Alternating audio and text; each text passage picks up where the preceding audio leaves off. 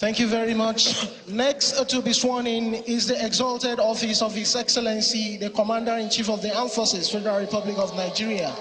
May I once again crave the indulgence of the Commander Guards Brigade to please invite His Excellency, the 16th President-elect Bola Ahmed Tinubu, GCFR, to the saluting days for the swearing-in of oath of office.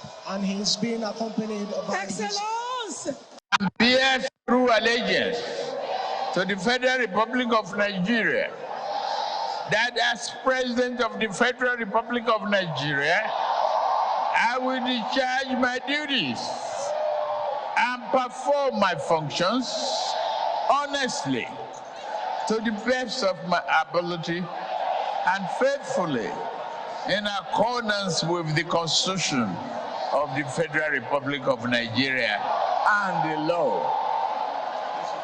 That I will abide by the Code of Conduct contained in the 5th schedule to the Constitution of the Federal Republic of Nigeria. That I will not allow my personal interests to influence my official conduct or my official decisions. That I will preserve, protect, and defend the Constitution of the Federal Republic of Nigeria. So, help me God. So you heard it there about the swearing in of Bola Ahmed Tinubu as the President of the Federal Republic of Nigeria. He has taken the oath of office administered to him by the Chief Justice of Nigeria in line with the Constitution of the Federal Republic of Nigeria. He has also taken the oath of allegiance, and his deputy has also done the same thing. And it is now official that Bola Ahmed Tinubu is a substantive president of the Federal Republic of Nigeria. There are legal implications to swearing in of someone as president of the country.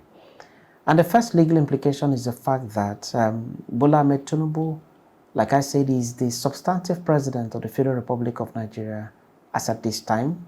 And he is also the commander-in-chief of the armed forces of the Federation. The second legal implication is that Bola Ahmed Tinubu now wears the paraphernalia of office and has the legal capacity to decide for Nigeria, to take decisions for Nigeria, to preside over executive council meeting, to go into bilateral relationships between Nigeria and other countries for and on behalf of the Federal Republic of Nigeria. A legal event has occurred, and that legal event is as sanctioned by the Constitution of the Federal Republic of Nigeria. Expectedly, the swearing-in has given rise to a couple of legal questions, some of which I am discussing them on this video. The first question is, how does the swearing-in of Bola Ahmed Tinubu affect the petitions filed against him at the Election Petition Tribunal? And here is the answer. It does not affect the petitions in any way.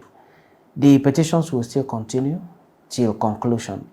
So the parties that said that they are going to call witnesses, Atiku said it's going to call 100 witnesses, Obi said it's going to call 50 witnesses, and the APM is also going to call witnesses, INEC will call, APC will call, so they will still be allowed to call their witnesses and see through to the end of proceedings of that very tribunal. So the swearing in of Bola Ahmed Tinubu, like I said, does not in any way affect the proceedings at the tribunal.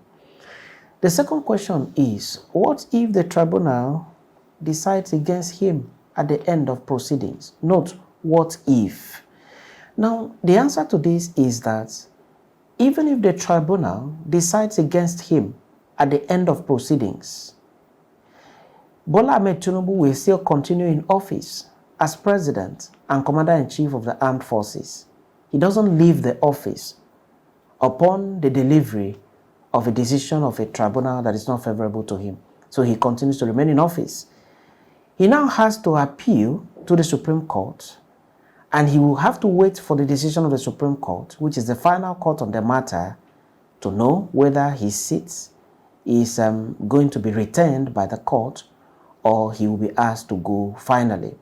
For that period of time that he is waiting for the decision of the Supreme Court, he remains the Commander-in-Chief of the Armed Forces and also remains the President of the Federal Republic of Nigeria without any legal impediment, and therefore will still continue to do the things that the President of the Federal Republic of Nigeria would ordinarily be expected to do. Note, I said if the decision goes against him.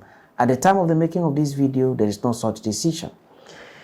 Now, the other question is, what if the petitions are eventually dismissed, all the petitions? The answer to this is, if the petitions are dismissed, it simply means that there is nothing against Bola Ahmed Tinubu pending anywhere. These are the only remaining cases against him in any court in Nigeria upon swearing in. So, if the petitions are eventually dismissed, note if they are eventually dismissed, it therefore means that Bola Ahmed Tinubu goes through his 4-year tenure without any legal impediment whatsoever and without anything to be afraid of. There is also the question of, aside the election matters at the tribunal, can any other matter be taken against him at this time? The answer to this is no. No other matter can be taken against Bola Ahmed Tinubu following his swearing in. Having been sworn in as the President and Commander-in-Chief of the Armed Forces of Nigeria, it simply means that no legal proceedings can be commenced or continued against him in any court of law for the period of time that he serves as President.